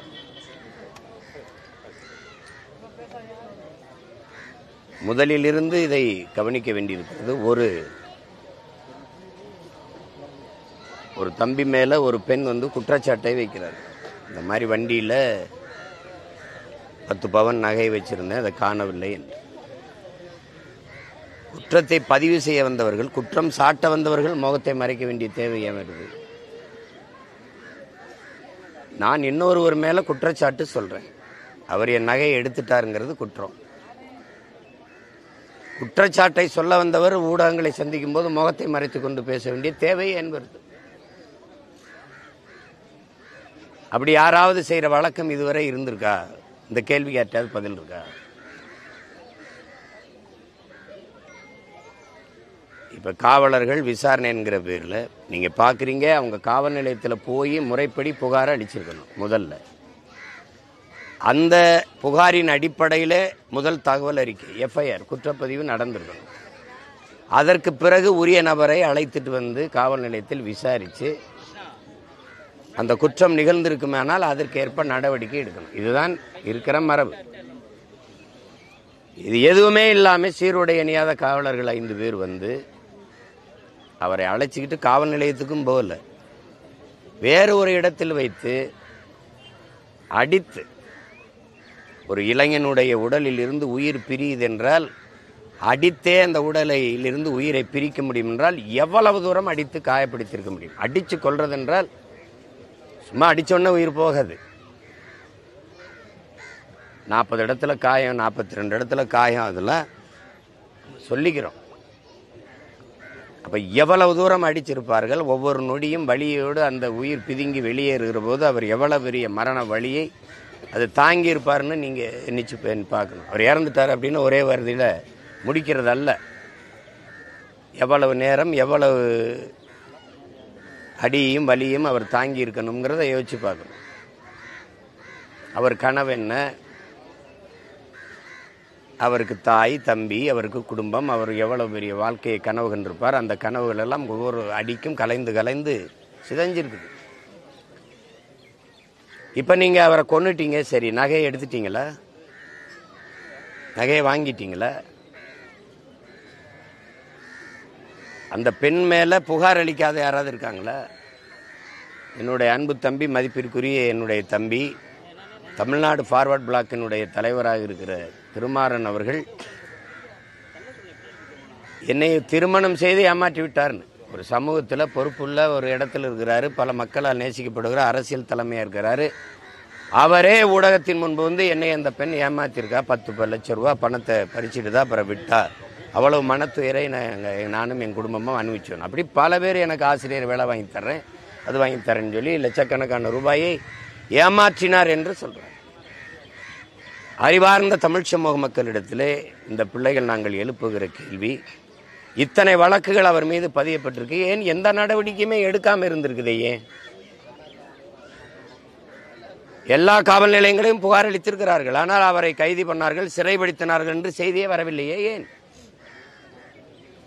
அப்போது இந்த மக்களிடத்திலே வேலை வாங்கி தருகிறேன் என்றெல்லாம் சொல்லி வசூலித்த பணத்தில் அவர் அவர்களுக்கு பங்கு கொடுத்திருக்கிறாருங்கிற சந்தேகம் வருதா இல்லையா? கொடுத்திருப்பாரா இல்லையா? சரி, இப்ப வரைக்கும் அந்த பெண்ணை கைது பண்ணி நீங்க விசாரிக்காம இருக்கிறது ஏன்? உண்மையிலே இப்ப நான் வச்சிருந்தியா? நீ அவ்வளவு தூரம் காரை ஓட்டிட்டு வந்த, நீ அதை எதுக்கு காரை பின்னுக்கு எடுக்கிறதுக்கு ஒரு ஆளை வச்ச? இது ஒன்றும் பெரிய உணவு விடுதி இல்லையே. சாப்பிட வந்திருக்கும், அந்த காரை எடுத்து பின்னாடி விடு, இந்த வண்டி எடுத்து பின்னாடி விடுன்னு சொல்றதுக்கு வழிபடுற கோயில் அங்க எதுக்கு உனக்கு?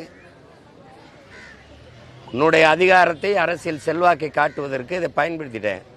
உன்னை என்ன பண்றேன்ட்டு 10 பவுன் நகை எடுத்துட்டான்னு சொல்லி அவர் சொன்னவன்னா அவன் ஏன் எதுக்குன்னு விசாரிக்காம, இது வரைக்கும் அந்த பெண்ணு மேல இவ்வளவு இது இருக்குதுன்னா நிக்கிதாங்கிற அந்த பெண்ணை கைது பண்ணி கூப்பிட்டு விசாரிக்கணும்ல. நீ யார் இடத்துல பேசுன? உனக்காக யார் இங்க பேசுனது? இத்தனை கோடி மக்கள் இருக்கிறீங்க. அந்த காவலர்களுடைய குற்றம் சாட்டப்பட்டு இன்னைக்கு இடைக்கால பணி நீக்கம் செய்யப்பட்டிருக்கிற அந்த காவலர்களுடைய மனைவிகள் போராடும் போது சொல்றாங்க, எங்க கணவன்மார்கள், அதிகாரிகள், மேலதிகாரிகள் உத்தரவைத்தான் நிறைவேற்றினார்கள், அவர்கள் என்ன செய்வார்கள் என்று. அதே பதிலிருந்து நாம சொல்லுவோம். அந்த உத்தரவு பிறப்பித்த மேலதிகாரியார், அதுக்கு எந்த விசாரணையும் இல்லை, எந்த நடவடிக்கையும் இல்லை. இது எப்படி? யார் சீருடை இல்லாம கூட்டிட்டு போய் காவல் நிலையத்துக்கும் வராம வேற இடத்துல கோயிலுக்கு பின்னாடி கொண்டு வச்சு அடிச்சு கொள்ற அளவுக்கு நீ சிறுநீர் இந்த பிறப்புறுப்புல மிளகா பொடியை தூவி, தண்ணின்னு கேட்டா மிளகா பொடியை கரைச்சி ஊத்தி, இதெல்லாம் இந்த நூற்றாண்டுல மானுடம் பேசுறோம், மனிதநேயம் பேசுறோம், மனித உரிமையெல்லாம் பேசுறோம். இதெல்லாம் வருதா? இதில் வருதா? எங்களுக்கு போராட அனுமதி கேட்டால் எவ்வளவு நெறிமுறைகளை பேசுறீங்க, விதிமுறைகளை பேசுறீங்க. உடனே எப்படி கொடுக்கறது? நாங்கள் மேலிடத்தில் கேட்கணும். இங்கே கண்டந்தேவியில் தேர் திருவிழா இருக்குது, அதுக்கு நாங்கள் பாதுகாப்பு கொடுக்கணும், உங்களுக்கு கொடுக்க முடியாது. அதனால நீங்கள் அப்படின்லாம் இவ்வளவு நெறிமுறையை பின்பற்று. நீங்களும் அஜித்தை விசாரிக்கும் போது அந்த நெறிமுறைகளெல்லாம் பின்பற்றிருந்தால் அவன் செத்துருக்க மாட்டான், நாங்கள் போராடி இருக்க மாட்டோம், நாங்கள் அம்மா பிள்ளைகளாம் இங்கே நின்று அழுதுருக்க மாட்டோம். எப்படி இது? மாவட்ட காவல்துறை அதிகாரியை தாண்டி நேரடியாக இந்த சிறப்பு காவல் படைக்கு உத்தரவு பிறப்பித்த ஆள் யார்? அதான கேள்வி. அதை கண்டுபிடிக்க முடியாதா? இவ்வளோ பேர் இருக்கிறீங்க. நீங்கள் சிபிஐ விசாரணை தமிழ்நாடு அரசே கேட்குது. முதல்வரே சொல்கிறப்ப சிபிஐ விசாரணை. இந்த காவல்துறை யாருடைய தலைமையின் கீழே இயங்குது? யாருடைய இலாக்கா? யாருடைய துறை? மாண்புமிகு தமிழர் முதலமைச்சருடைய துறை தான் காவல்துறை, உளவுத்துறை, சிபிசிஐடிங்கிற சிறப்பு விசாரணை பிரிவெல்லாம். உங்கள் காவல்துறையின் மேலே நம்பிக்கை இல்லையா? எதுக்கு சிபிஐ விசாரணை கேட்குறீங்க? மத்திய புலனாய்வு விசாரணை எது கேட்குறீங்க? எது கேட்குறீங்க? நீங்கள் தான் மாநில சுயாட்சி, மாநில உரிமையெல்லாம் பேசுனீங்க. உங்கள் காவல்துறை மேலே உங்களுக்கே நம்பிக்கை இல்லையா? சரியாக விசாரிக்கலையா? உங்களுடைய உளவுத்துறை சரியாக இயங்கலையா? அது சரியில்லையா? சிபிசிஐடி உங்கள் கீழே இருக்கிற அந்த காவல் படை பிரிவு சரியில்லையா? அப்போ நீங்கள் ஒத்துக்கிறீங்களா? என்னுடைய காவல்துறை தோல்வி அடைஞ்சிருச்சுன்னு ஒத்துக்கிட்டா நீங்கள் தகுதி இழக்கிறீங்களா? அப்போ அந்த துறையை நிர்வகிக்கிற தகுதியை இழக்கிறீங்களா? அப்போ பதவி விலகுவீங்களா? இது என்ன அர்த்தம்? அது குற்றம் வெளிப்படையா தெரியுது. குற்றம் எப்படி நிகழ்ந்ததுன்னு தெரியலன்னா தான் விசாரணை. 5 பேர் வந்திருக்கான், கூட்டிட்டு போய் அஜித்துங்கிற தம்பியை அடிச்சு கொண்டிருக்கான், குற்றம் தெரியுது. குற்றச்சாட்டு வந்து நகையை எடுத்துட்டாருங்கிறதா. நகையை நீங்க திருப்பி எடுக்க முடியல, ரெக்கவர் பண்ண முடியல, அப்படின்னா எடுக்கல. அப்ப பொய்யான குற்றச்சாட்டுக்கு நீ அடிச்சு கொண்டிருக்க. குற்றம் வெளிப்படையா தெரியுது, நிகழ்ந்தது. அடிச்சிருக்காங்க, செத்துருக்காரு, தெரியுது. அப்ப உத்தரவு பிறப்பிச்சவன் யாரு, எதனால இருந்தா அதான நடவடிக்கை எடுக்கணும். இதுல என்ன விசாரிக்க வேண்டிய தேவை என்ன இருக்கு? இல்ல என்ன நடந்ததுன்னு யாருக்கு தெரியல? இங்க நிக்கிற யாருக்கா தெரியலையா விசாரிக்கிறதுக்கு? சொல்லுங்க. நீ நடவடிக்கை எடுக்காம காலம் கடத்துறதுக்கு நீ ஏமாத்துற. சிபிசிஐடியில் இந்த காவல்துறை விசாரணையிலிருந்து சிபிஐக்கு மாத்திரம் விசாரணைங்கிறது எங்களை ஏமாத்துறதுக்கு தானே ஒழிய இதை மாத்தி இதுவரை சிபிஐ விசாரணையில் நிரூபிக்கப்பட்ட நீதி, கொண்டு வரப்பட்ட கடைப்பு, காப்பாற்றப்பட்ட நீதி ஏதாவது சொல்லு. இதுவரை எத்தனை வழக்கு சிபிஐக்கு மாற்றப்பட்டிருக்கு? அதனால என்ன நன்மை நடந்திருக்கு? நீங்க தான் எல்லாத்தையும் மாநில மத்திய அரசு பறிச்சு வச்சுக்கிறது எல்லா உரிமைங்கிறீங்க. அப்புறம் நீயே மத்திய அரசு கொடுக்குற விசாரிச்சு என்று சொல்லு அப்படின்னு. அப்போ உன்னுடைய காவல்துறை தகுதி இருக்குதா? சரியில்லையா? அடிச்சு கொள்றதுக்கு அதிகாரம் இருக்கு தெரியுது, விசாரிச்சு உண்மை நிலமாட்ட அதிகாரம் இல்லை, தெரியலையா? எப்படி இது?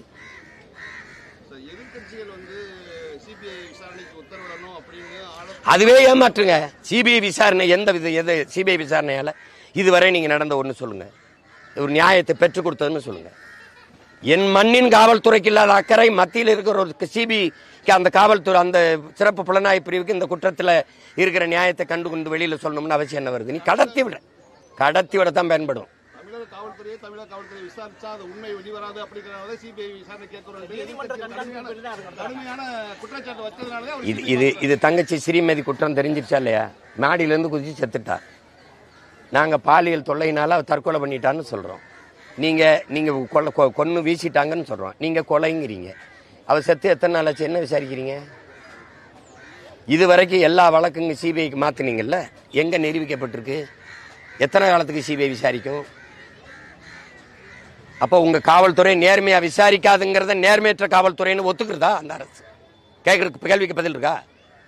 அப்ப நேர்மையற்ற காவல்துறையின் தலைவர் நேர்மையற்றவர் தானே? இப்போ காவல்துறையின் தலைவர் யார்? இப்போ யாருடைய இலாக்கா? முதலமைச்சருடைய இலாக்கா. அப்ப என்னுடைய காவல்துறை நேர்மையா விசாரிக்காதுன்னு நீங்க நினைச்சீங்கன்னா அப்ப நீங்க உங்க காவல்துறை நேர்மையற்றது.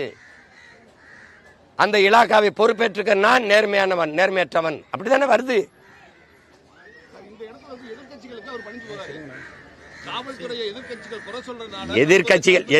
எதிர்கட்சிகள் நான் கேட்கிற கேள்விகளை கேக்குதா? அந்த உத்தரவை பிறப்பித்த எதிர்கட்சி யாரு? எதிர்கட்சி யாரு? தூத்துக்குடியில துப்பாக்கி சுட சொல்லி உத்தரவு பிறப்பிச்சவன் யாரு? அதை உங்க எதிர்கட்சி ஒத்துக்க சொல்லுதா? கொடநாட்டு கொலையில கொன்னவன் செத்தவன் தெரியுது. கொன்னவன் யாரு? கொல்ல சொன்னவன் யாரு சொல்லுமா? அதுக்கும் சிபிஐயா? நீங்க ஒரு ஆள் அந்த இதுல மாறுபடுறீங்க. சிபிஐ மாறுபடுறேன். நான் தானே மக்களுக்காக நிக்க முடியும். நான் தானே உண்மை நேர்மையா நிற்பேன். நான் தானே கேட்பேன். நான் கேட்கிற கேள்வியில நியாயம் இருக்கா இல்லையா? அதான் கேள்வி. இருக்கா இல்லையா? எதிர்கட்சி கேட்குதுன்னா கடத்தி விடுற, நீ ஒன்னே கடத்தி விடுற. சிபிசிஐடிக்கு மாத்திரங்கிற. சிபிசிஐடி ஆற்ற இருக்கு, அதுவும் இதே முதல்வர்கிட்ட தான் இருக்கு. இது முடியல, ரொம்ப பிரச்சனையா இருக்குது. அப்ப இந்த பிரச்சனையை அடங்க வைக்கிறதுக்கு என்ன செய்யறது? சிபிஐக்கு மாத்திட்டோம், அது விசாரிச்சு சொல்லும், நாங்க அப்புறம் வேற வேலைக்கு போயிடுவோம். இப்பயே 15 நாளா ஒன்றும் செய்யல. நீ ஒரு 6 சென்ட் இடத்தையும் எங்கேயோ 80 கிலோமீட்டருக்கு இடத்துல ஒரு ஒப்புக்கு சப்பான்னு ஒரு வேலையும் கொடுத்து இதான் நீ பெற்றுக் கொடுக்குற நீதி. கள்ளச்சாராயம் குடிச்சு செத்தா 10 லட்சம் கொடுக்குற அரசு, காவல்துறையால் அடிச்சு கொல்லப்பட்டு அடிச்சு சாகடிக்கப்பட்டா 5 லட்சம் தான் கொடுக்கணும்னா இது என்னது? என்னது இது? உடனே நடவடிக்கை எடுத்திருக்கோம். உடனே எல்லா நடவடிக்கையுமே எது நடவடிக்கை? எது நடவடிக்கை? ஏன் அந்த பெண்ணு நிகிதாவை கைது பண்ணி விசாரிக்கல? இத்தனை குற்றச்சாட்டு வருதுல, அது சார்ந்து ஏன் விசாரிக்கல? அவ கொடுத்த குற்றச்சாட்டுல, அந்த அம்மா கொடுத்த குற்றச்சாட்டுல உண்மைத்தன்மை இருக்கா இல்லையா, அதை ஏன் விசாரிக்கல? உடனடியா நடவடிக்கை. இங்க இருக்கிற மாவட்ட இந்த எஸ்பி அந்த மாவட்ட காவல்துறை அதிகாரி கொடுத்தாரா அடிச்சு விசாரிங்கன்னு? இல்ல டிஎஸ்பி நேரடியா தலையிட்டு எடுத்தாரா? சீருடை அணியாத காவலர்கள் கூட்டிட்டு போய் தனியா ஒரு இடத்துல வச்சு அடிக்கிற அளவுக்கு உத்தரவு பிறப்பிச்சது யாரு? அந்த ஆள் யாரு? அந்த அதிகாரி யாரு? அது எங்க இருந்து வருது? ஏன் இவ்வளவு அவசரமா வருது? எல்லா வழக்கையும் இப்படித்தான் விசாரிக்கிறீங்களா? எல்லா வழக்கையும் இப்படித்தான் விசாரிக்கிறீங்களா? உடனடியா தலையிட்டு இவ்வளவு அவசரமா அடிச்சு கொள்ற அளவிற்கு நடவடிக்கை எடுக்க வேண்டிய தேவையா வருது? அந்த உத்தரவு பிறப்பிச்ச அதிகாரி யாரு? அவர் மேல என்ன நடவடிக்கை?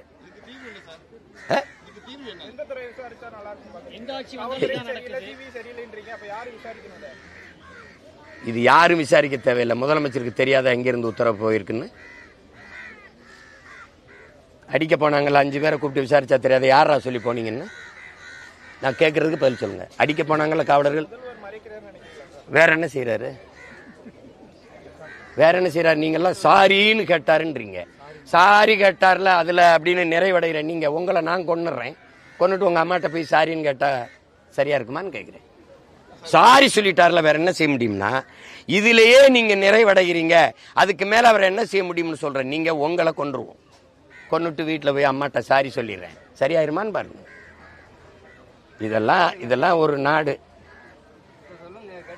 தமிழக காங்கிரஸ் தலைவர் செல்வ பெருந்தகை மனுநீதி சோழனா செயல்பட்டுக்காருன்னு சொல்றாரு. இந்த வழக்குல உங்க கருத்து வேற என்ன சொல்லுவாருன்னு எதிர்பார்க்குறீங்க? நான் பேசுறது அவர் பேச முடியுமா? பேசினா கூட்டணியில் வைப்பாரா? சிபிஐக்கு உத்தரவிட்டதுனால மனுநீதி சோழனா செயல்பட்டுக்காரு. கையால் ஆகாததுனா வேற ஆள்கிட்ட கொடுக்குறோம். சாதி வாரி கணக்கெடுப்புனா மத்திய அரசு எடுக்கணும், இதுன்னா எடுக்கணும். இங்க வந்தா மாநில உரிமை, மாநில தன்னாட்சி, இதெல்லாம் மாநில உரிமையில வருதா? சிபிஐ விசாரணைலாம் இவ்வளவு பெரிய காவல்துறை, ஏன் காவல்துறையை நான் கவலைப்படுத்துறேன். எப்படியா அடிச்சு கொள்ள தெரிகிற காவல்துறை, அவ்வளவு வலிமையான காவல்துறை விசாரிச்சு நீதியை நிலைநடத்தியத இதை என்ன இன்னும் இந்த மக்களை ஒரு பைத்தியக்கார பயிலுக கூட்டம் தான் நினைச்சிட்டு நீங்க அலைகிறீங்கன்னா?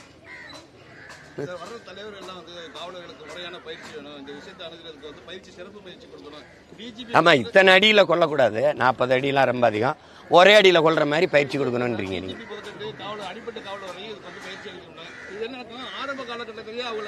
பயிற்சி அளிக்காத காவல்துறை, பயிற்சி அளிக்காம காவல்துறை பணிக்கு ஏன் எடுத்த? மனிதாபிமானத்துக்கு என்ன பயிற்சி கொடுப்பிய? மனிதாபிமானத்துக்கு என்ன பயிற்சி? ஒரு அடிப்படை தகுதிங்க ஹியூமன் பீயிங்கிறது. ஒவ்வொரு மனிதனுக்கு இருக்கிற அடிப்படை தகுதி மனிதாபிமானங்கிறது. அதுக்கு பயிற்சி கொடுத்து எப்படி பண்ணுவீங்க?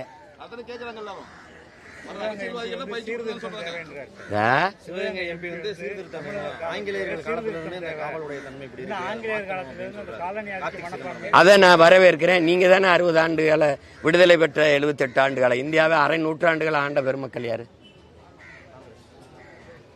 சீர்திருத்தம் பண்ணாம என்ன சீப்பூச்சி சீவிட்டு இருந்தில?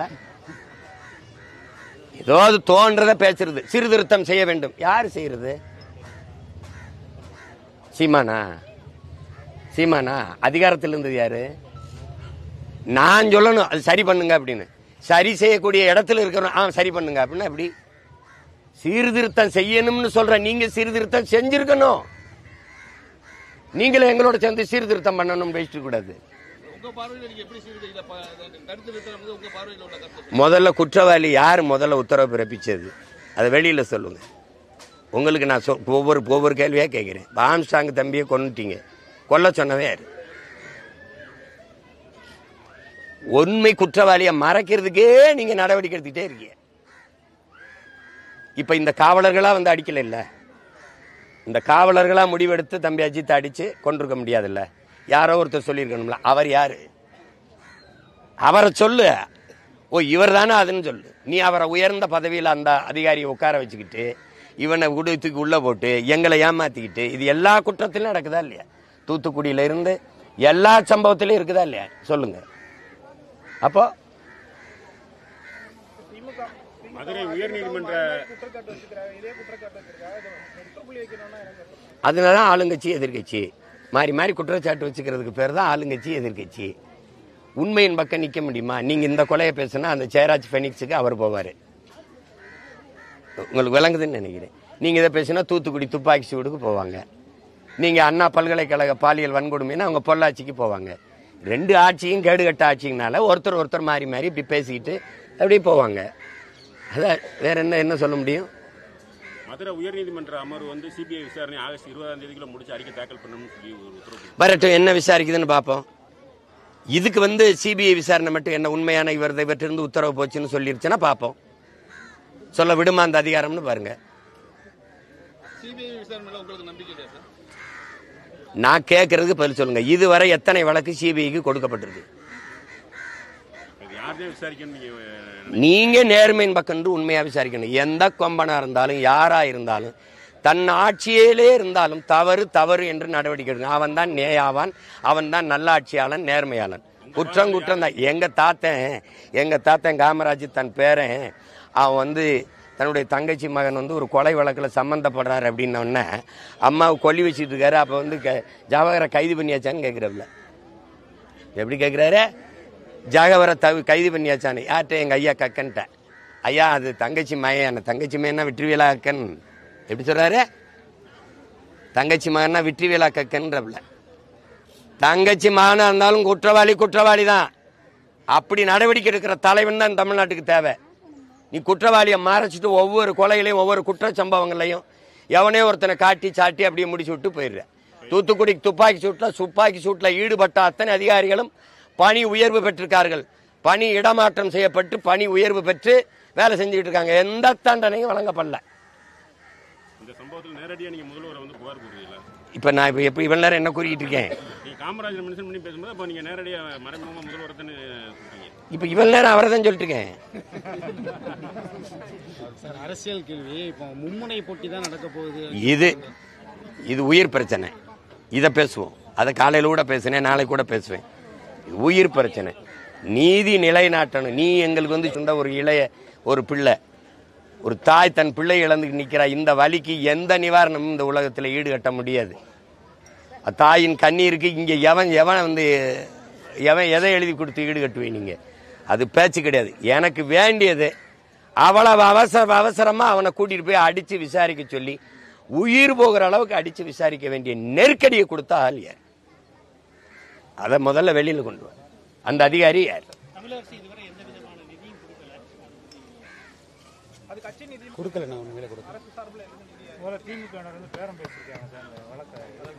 வேற என்ன பேசுவாங்க? இதுவரை எல்லா இடத்துலயும் அதான் நடந்திருக்கு. இப்ப தெரியுதா குற்றவாளி யாருன்னு? நீ நியாயவான், எதுக்கு பேரம் பேசுற? என்ன தவறு வேணாலும் செய்யலாம், அதுக்கு பணத்தை கொடுத்து சரி பண்ணிடலாம்னு இருந்தால் அது நாடா இருக்குமா சுடுகாடா இருக்குமான்னு பாருங்க. இது ஒரு ஆட்சி முறைதானான்னு பாருங்க. ஒரு ஆட்சி முறைதானா அப்படின்னு பாருங்க.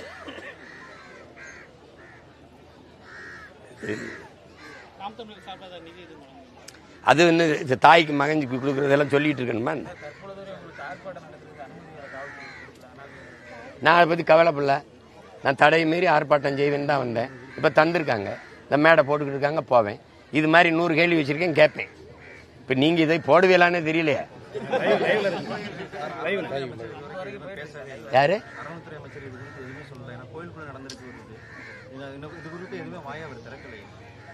எப்படி திறப்பாரு? அரசு தானே குற்றம் இழைச்சிருக்கு. அரசின் மிக உயர்ந்த அதிகாரிகள் தான் குற்றம் இழைச்சிருக்காங்க. அரசுக்கே தெரியும். அவர் என்ன பேசுவார்? என்ன பேசுவார்? அவர் பேசுனா அப்புறம் அறநிலைத்துறை அமைச்சர் மீதி இருக்கிற 6 மாதம் இருக்கிறதா இல்லையா? நீங்கள் அவர் வேலையில் விளைவிக்கிறீங்க. எங்கள் அம்மாவை பார்க்க வர மாட்டால? இது எப்படி இருக்குது? தம்பி இறந்தா என் அம்மா வந்து கேட்க மாட்டால? இதெல்லாமா ஒரு கேள்வி? பக்கத்து ஊரில் இருக்கா, இங்கே ஒரு தம்பி இறந்துருக்கான், வந்து பார்ப்பால, தாய்க்கு தாய் ஆறுதலாக நிற்க மாட்டால? இதெல்லாம் ஒரு கேள்வியா என்ன?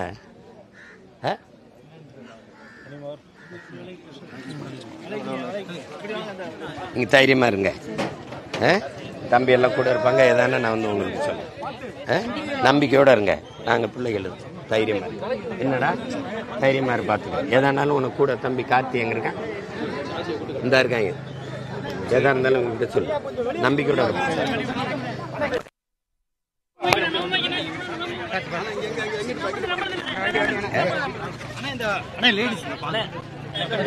பெண்கள்